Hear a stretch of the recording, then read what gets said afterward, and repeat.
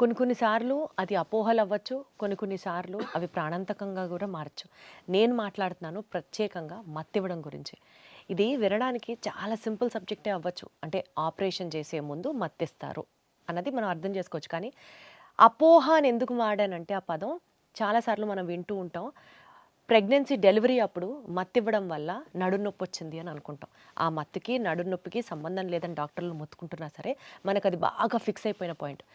కొన్ని సార్లు ఆపరేషన్లు మత్తు సరిగ్గా ఇవ్వకపోవడం వల్ల, ఎక్కువ ఇవ్వడం వల్ల అవి చాలా క్రిటికల్ అయిన సిచ్యువేషన్స్ని కూడా మనం వింటూ ఉంటాం. అంటే ఓవరాల్గా సమరైజ్ చేసి మాట్లాడితే మత్తివ్వడం అనేది ఆపరేషన్ ప్రోటోకాల్లో మోస్ట్ ఇంపార్టెంట్.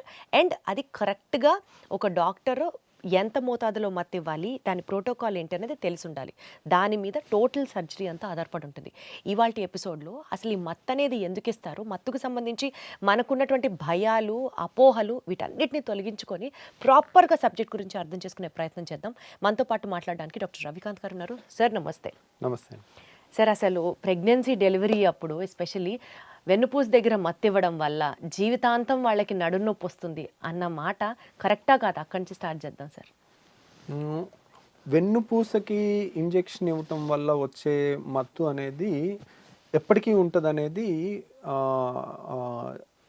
అది అపోహేనండి. ఎందుకో చెప్తాను.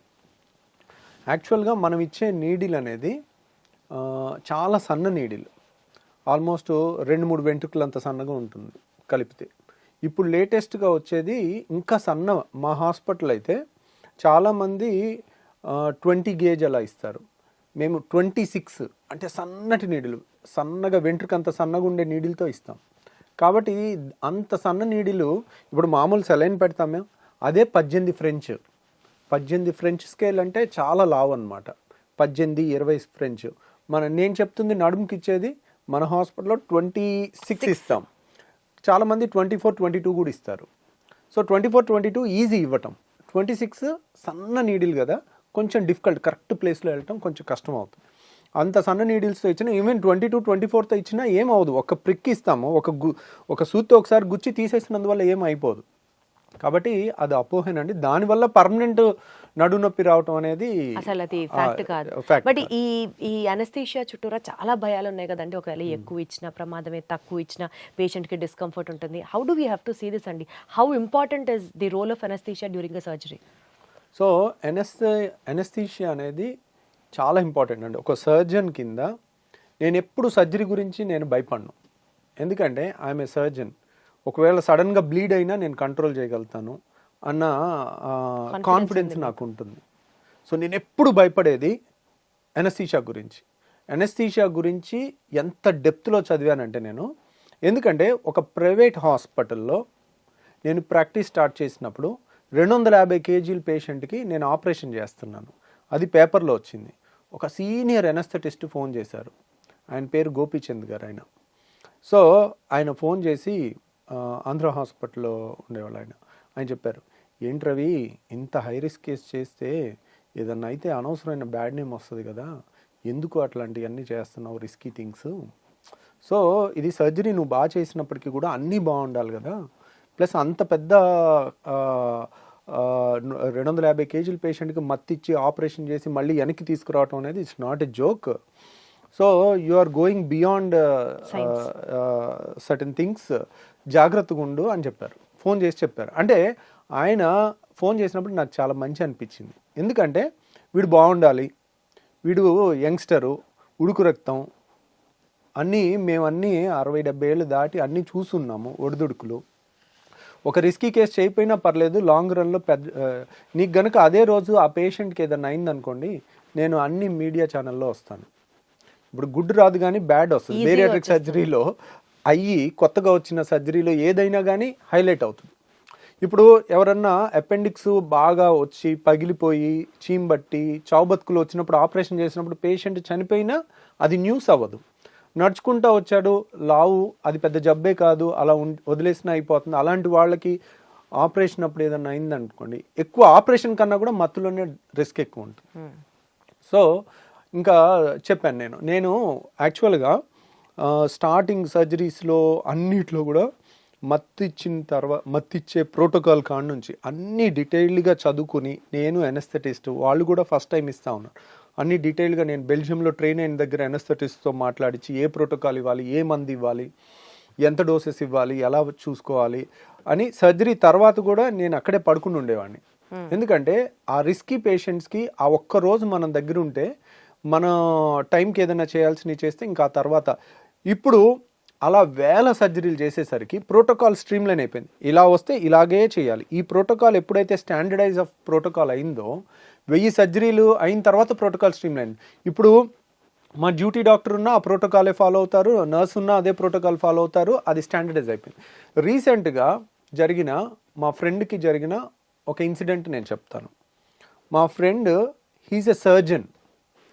సో తనకి హెర్నియా సర్జరీ చేయాలి. సో హెర్నియా సర్జరీకి సరే ఇంత దూరం ఏమొస్తామని నా దగ్గరికి రాలేదు. తనకి దగ్గరలో ఉన్న హాస్పిటల్కి వెళ్ళి చేయించుకుందామని, హీజ్ ఏ సర్జన్, సరే ఇంకో సర్జన్ దగ్గరికి వెళ్ళారు. సో పర్వాలేదు. వెళ్ళిన తర్వాత మత్తు ఇచ్చినప్పుడు ఏమైందంటే, మత్తు ఇచ్చారు. మత్తు అంటే ఏంటి? నిద్ర రావటం. ఇప్పుడు సపోజ్ మనం గిచ్చామనుకోండి, సోయిలో ఉన్న మనిషికి గిచ్చితే తెలుస్తుంది. అదే డీప్ స్లీప్లో ఉన్న వాళ్ళని గిచ్చినా తెలియదు వాళ్ళకి గిచ్చినట్టు కూడా గుర్తుండదు. ఇంకా గట్టి గిచ్చితే ఏమవుతుంది? వాళ్ళు కొంచెం ఇటు తిరిగి పడుకున్న వాళ్ళు అటు తిరిగి పడుకుంటారు, అయినా కానీ సోయిలోకి రారు కొంతమంది. ఇంకా గట్టి గెలిస్తే ఒకసారి లేచి కూర్చుని మళ్ళీ పడుకుంటారు. సో ఇది మత్తు. కానీ ఇది ఒక్కటే కాదు. ఇప్పుడు ఒక గిచ్చితేనే ఇంత నొప్పి వస్తుంది. ఇక్కడ కట్ చేసి లోపల మనం కత్తులతో కట్ చేయటం కానీ సిజర్స్ అన్నీ వాడుతుంటే ఎంత నొప్పి ఉండాలి? ఆ నొప్పికి ఎంత డీప్ మత్తు ఇచ్చినా కానీ మనిషి కదులుతాడు. మనిషి కదిలితే ఆపరేషన్ చేయలేము. ఓకే. సో మనిషి అస్సలు కదలకూడదు. మత్తు అంటే నిద్ర ఒక్కటే కాదండి, 3 కాంపోనెంట్స్ ఉంటాయి. ఒకటి మత్తు ఇవ్వటం అంటే నిద్రపుచ్చటం, రెండోది పెయిన్ తెలియకుండా పెయిన్ కిల్లర్స్ ఇవ్వటం, మూడోది మజిల్ రిలాక్సేషన్. అంటే ఒక ఇంజెక్షన్ ఇస్తాం, దాని మజిల్ రిలాక్సెంట్స్ అని కొన్ని ఇంజెక్షన్స్ ఉన్నాయి. అన్ని బాడీలో ఏది కదలదు అనమాట. అదే ఇప్పుడు మీరు సోయిలో ఉన్నారు, మీకు కనుక ఆ ఇంజెక్షన్ ఇక్కడ పెట్టి ఇచ్చాను అనుకోండి, మీ బ్రీతింగ్ ఆగిపోతుంది. బ్రీతింగ్ ఆగిపోతే 5 నిమిషాల్లో ప్రాణం పోద్ది. ఓకే. ఏం చేయాలి? పొరపాటున ఇంజెక్షన్ ఇచ్చామనుకోండి, వెంటనే మీకు వెంటిలేటర్ పెట్టి ఒక పావు గంట వెంటిలేషన్ చేస్తే దాని ఆ మజిల్ రిలాక్సెంట్ ఎఫెక్ట్ పోయిన తర్వాత మళ్ళీ మీరు సోయిలోకి వచ్చేస్తారు. మీ మజిల్స్ మీ కంట్రోల్లోకి వస్తాయి. అలా మత్తు ఇచ్చే క్రమంలో ఉన్న మజిల్ రిలాక్సెంట్ బాగా ఇచ్చి మత్తు మందు తక్కువ ఇచ్చారు. సో పేషెంట్కి ఏమైంది? పేషెంట్ నిద్ర రాలేదు, కానీ బాడీలో కండరాలన్నీ ప్యారలైజ్ అయిపోయినాయి. అంటే తను కళ్ళు ముయ్యాలనుకున్నా ముయ్యట్లేదు, బ్రీత్ తీసుకోవాలన్నా బ్రీత్ ఆడట్లా, ఉక్కిరిబిక్కిరి అయిపోతున్నాడు. వెంటిలేటర్ పెట్టడానికి కొంచెం టైం పట్టింది. అసలు మత్తుకి ఊపిరాడడానికి సంబంధం ఏంటి సార్? ఊపిరి ఎందుకు ఆపాలి మత్తుకి? బాడీలో కండరాలన్నీ ఒకటేనండి. మీరు కన్ను బ్లింక్ చేయాలన్నా కండరం కదలాలి, చెయ్యి కదలాలన్నా కదలాలి, కాలు కదలాలన్నా కానీ, బ్రీతింగ్ తీసుకోవాలన్నా కదలాలి. ఓకే. మనిషి అస్సలు కదలకూడదని మత్తిస్తే బ్రీతింగ్ కూడా ఆగిపోద్ది. ఆ ఊపిరి తీసుకునే కదలిక కూడా సర్జరీకి పనికిరాదు. అంటే అదొక్కటి ఇదొక్కటి ఆపి అది ఆపకుండా చేయలేము. కాబట్టి అన్ని కండరాలు ఆగిపోవాలి. ఆగిపోయినప్పుడు ఏంటి? బ్రీతింగ్ ఆగిపోతే ఏం చేయాలి? వెంటిలేటర్ పెట్టాలి. మనం ట్యూబ్ వేసి ఊపిరితిత్తులోకి డైరెక్ట్ ట్యూబ్ వేసి ఆక్సిజన్ అన్ని ఇస్తూ వెంటిలేటర్ మిషన్ మీద పెడతాం ఆపరేషన్ అయినంతసేపు. ఆపరేషన్ అవ్వగానే మళ్ళీ అన్ని కండరాలు కంట్రోల్కి వచ్చేటట్టు, అన్ని మత్తు రివర్స్ అయిపోయేటట్టు మందులు ఇచ్చేసి రివర్స్ అయిపోగానే బయటికి తీసుకొస్తాం. కాబట్టి ఈ క్రమంలో మత్తిచ్చే నిద్రపుచ్చే మందు తక్కువ ఇచ్చారు. కాబట్టి మనిషి కదలకుండా ఉన్నారు. వాళ్ళకు ఉక్కిరిబిక్కిరి అయిపోయింది, వెంటిలేటర్ పెట్టింది అంతా తెలిసింది. తర్వాత వాళ్ళకి ఆపరేషన్ చేస్తుంది కూడా తెలిసింది. మీకు దీంట్లో ఎవేక్ అని ఒక సినిమా ఉంది, ఇంగ్లీష్ సినిమా. ఆ ఎవేక్ అనే సినిమాలో ఏం చేస్తారంటే, హార్ట్ ఆపరేషను మత్తులో మూడు ఉంటాయి కదా, మజిల్ రిలాక్సెంట్ ఇచ్చి మనిషిలో చలనం లేకుండా ఉంటుంది, కానీ బ్రైట్గా ఉంటాడు.